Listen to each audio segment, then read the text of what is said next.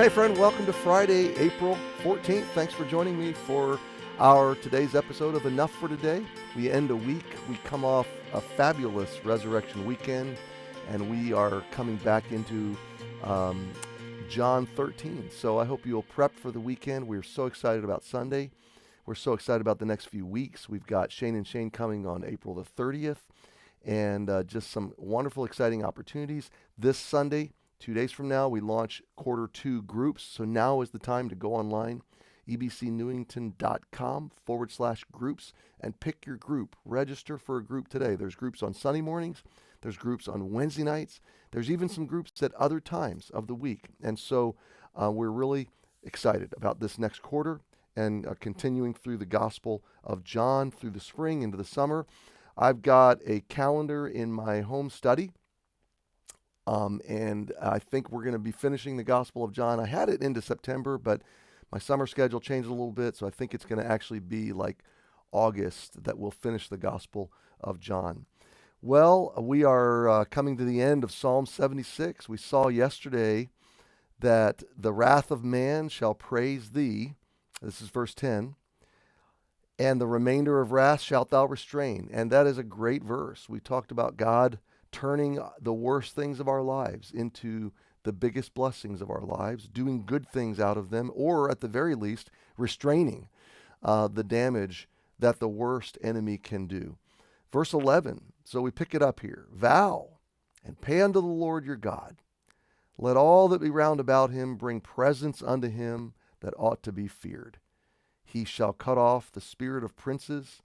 He is terrible to the kings of the earth. So verses 11 and 12, okay, a little bit foreign to our vernacular, our modern sense of things, but let's go back and let's just draw very quickly an application. We've talked about vows before as we've come through Psalms. The Old Testament sense of vows is not that we give to get, and it's not that we give to God to manipulate him or to leverage him. We certainly don't make a vow so that he'll rescue us or he'll save us or forgive us or something like that. The sense of vows in the Old Testament is God is so good, he is so big, he's so wonderful, he's so great, he's so loving, he's so perfect, he's so gracious, he's so merciful, he's so beautiful, he's so glorious, and such a loving Father in infinite and perfect ways that we want him to the degree that we want to adhere ourselves to him in absolute committed devotion. So we make what's called free will vows. And we so adhere ourselves to him that we understand our human propensity to fall away, to forget, to grow distant, to grow cold. And so we make a vow and we say, God, I'm yours. I'm giving myself to you. I'm vowing myself in devotion and love to you because you deserve that. And it is absolutely what is best for me. So let me give you, for instance, this would be like a child, the child of the world's greatest parents, like the best parents that have ever lived, vowing to stay living at home throughout all of childhood. Like that's the best thing that could happen to that child. It's the best blessing. It's the best source of benefit. It's the best source of being raised and prepared for adulthood. So the child knowing what's best and knowing his propensity to run away from home or to rebel or whatever, saying, I promise to stay in my parents' love. Now that's the best thing for the child. So here's my point. Vowing to God is not about you getting what you want. It's about you committing to yourself to what is absolute best for you because you know God is nothing but love and his heart is nothing but for your best interest. So here's another simple illustration. We stood at a wedding altar, Dana and I vowed myself into a relationship with her called marriage. Why did I choose to legally obligate myself? Isn't that legalism?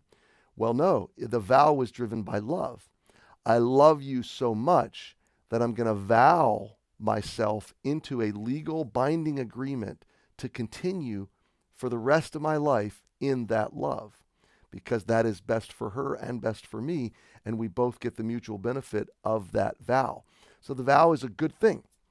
And so it is with God. So these people that have been rescued by God are now saying, vow ourselves, like bring God praise, bring him gifts, bring him honor, and commit ourselves to be the people of this glorious, saving, redeeming, rescuing God.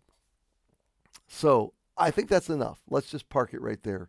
And today, I want you to think about your propensity, my propensity, our propensity to fall away, to grow discouraged, to forget his deliverance, his blessings, his provisions. And that's why we commit ourselves to what is right and good, because that holds us even when we grow discouraged. It's a way to live not by feelings, but by truth.